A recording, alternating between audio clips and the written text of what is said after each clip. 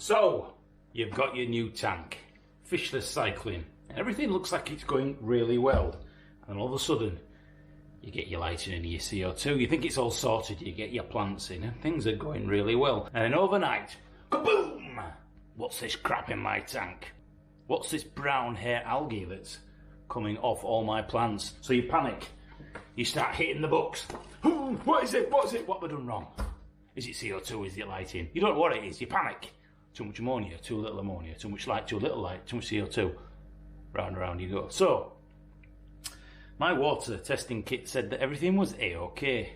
pH was a little bit low, but that's because I've got bogwood in and I'm using CO2, and that brings your readings down. So I thought I would go to my local fish shop.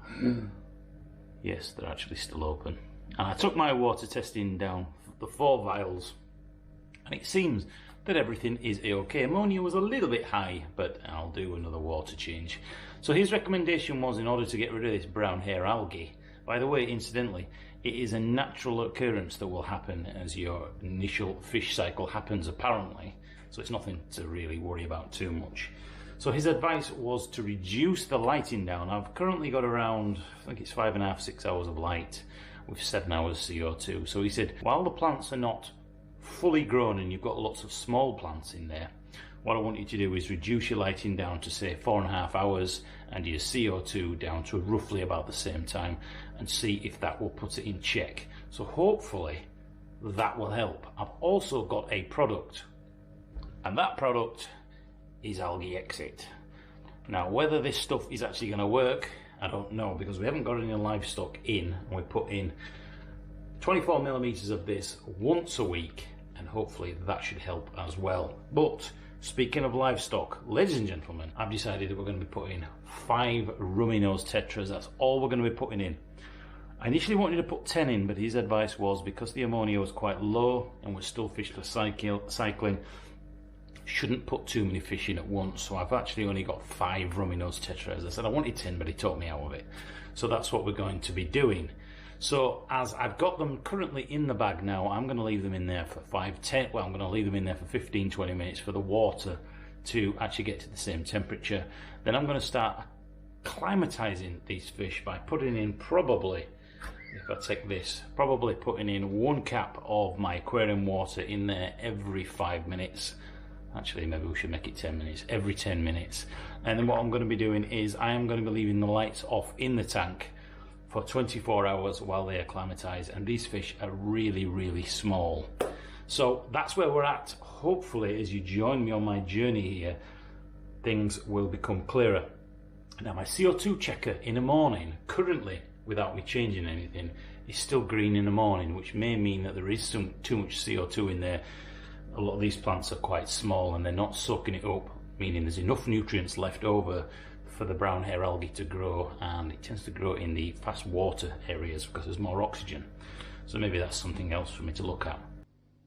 So an extra little update to let you know how we've got on so far.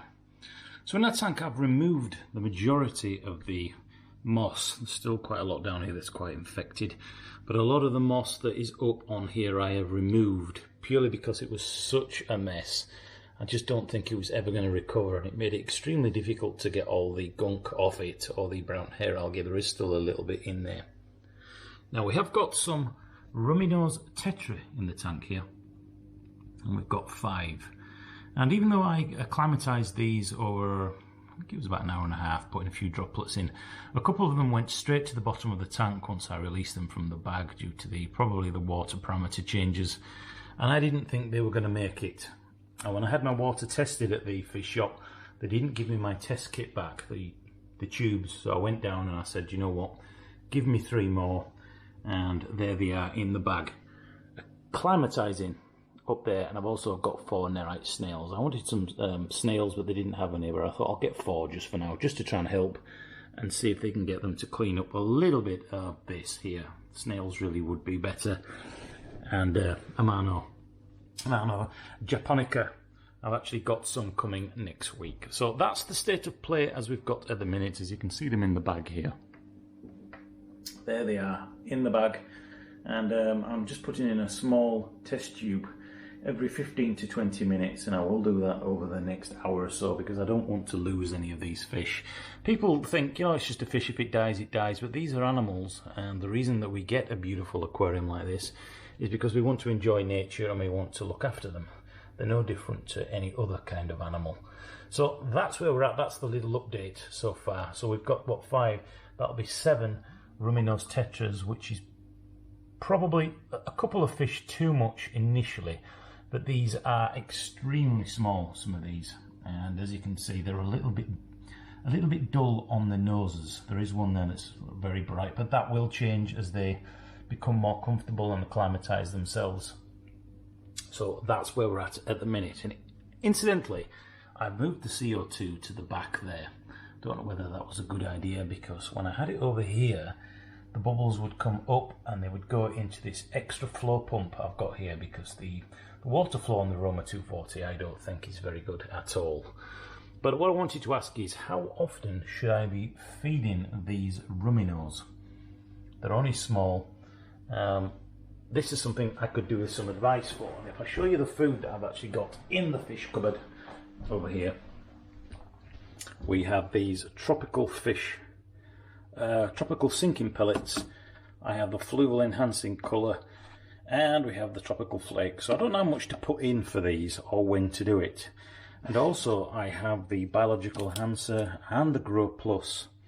Again, I don't know how much or how often I should be putting these chemicals in the tank. So I've got a Roma 240, 56 litres. So if you can give me some advice, that really would be appreciated. So there we are. We've finally got some livestock in the tank. There's the back of it. And I'm really looking forward to just chilling out and enjoying this tank, because it's taken such a long time to get here. But thanks for the support, and I will be doing some more update videos, including some AMP videos. But anyway, thanks for watching. Thanks for subscribing. I don't have many subscribers, but you know what? This is my journey that I can document, and I hope it helps you fish keepers out there. Stay safe, ladies and gentlemen. Grow your beard out and don't shave it for coronavirus until it ends like I have. And I shall see you in some more ant video coming soon. Ant and some more fish videos. Thanks for watching. Bye-bye.